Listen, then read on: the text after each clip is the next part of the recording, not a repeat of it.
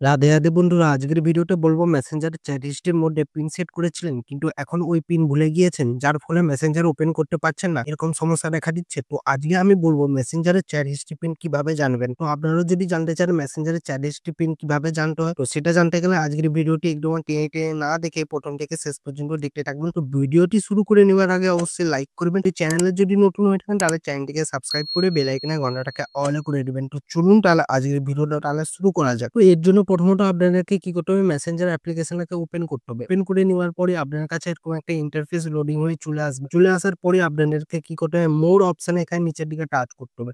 Touch করে দেওয়ার পরে এরকম একটা ইন্টারফেস চলে আসবে। তাহলে আপনাদেরকে প্রথমত কি করতে হবে, কন্টিনিউ উইদাউট চ্যাট হিস্ট্রি এখানে টাচ করবেন। টাচ করে দেওয়ার পর কন্টিনিউ করবেন। কন্টিনিউ করে দেওয়ার পরে আবার কন্টিনিউ করার অপশন আসবে, এখানে কন্টিনিউ করবেন। তারপরে এখানে নোট নাও করবেন। নোট নাও করে দেওয়ার পরে এরকম একটা ইন্টারফেস চলে আসবে, মানে আপনি মেসেঞ্জারের মধ্যে ঢুকে যাবেন, কিন্তু এবার মেসেঞ্জারের চ্যাট গুলো যে দেখতে চাইবেন সেই চ্যাটে আপনারা প্রবেশ করতে পারবেন না। তো এর জন্য আপনাদেরকে একটা ট্রিক অ্যাপ্লাই করতে হবে। সেই ট্রিকটা কোনটা, বাঁ দিকে উপরে ৩টা লাইন আছে, এখানে টাচ করবেন। টাচ করে দেওয়ার পরে এই সেটিংস এখানে টাচ করে দিবেন। টাচ করে দেওয়ার পরে এরকম একটা ইন্টারফেস চলে আসবে। তারপরে আপনারা কি করবেন, স্ক্রল ডাউন করে নিচের দিকে নেমে আসবেন। নিচের দিকে নেমে আসলে শো করবে এখানে প্রাইভেসি এন্ড সেফটি, এখানে টাচ করবেন। টাচ করে দেওয়ার পরে এরকম একটা ইন্টারফেস চলে আসবে। তাহলে আপনাদেরকে কি করতে হবে, এন্ড টু এন্ড এনক্রিপ্টেড চ্যাটে এখানে টাচ করতে হবে। টাচ করে দেওয়ার পরে মেসেজ স্টোরেজ এখানে টাচ করবেন। টাচ করে দেওয়ার পরে এরকম একটা ইন্টারফেস চলে আসবে। তাহলে আপনাদেরকে কি করতে হবে, ডিলিট সিকিউর স্টোরেজ এখানে টাচ করে আপনাদেরকে কন্টিনিউ করতে হবে। কন্টিনিউ করে দেওয়ার পর এটা লোডিং হয়ে যাবে, সিকিউর স্টোরেজ ডিলিটেড। তারপর আপনারা কি করবেন, নতুন একটা পিন জেনারেট করবেন। তার জন্য কি করতে হবে, টার্ন অন সিকিউর স্টোরেজ এখানে টাচ করবেন। টাচ করে দেওয়ার পর ক্রিয়েট এ 6 ডিজিটের পিন এখানে সিলেক্ট করে রাখবেন। তারপর কন্টিনিউ করে দিবেন। কন্টিনিউ করে দেওয়ার পরে আপনারা যে কোনো আপনাদের ৬ সংখ্যার পিন দিয়ে দিবেন। আমি যেমন দিয়ে দিচ্ছি ১ ২ ৩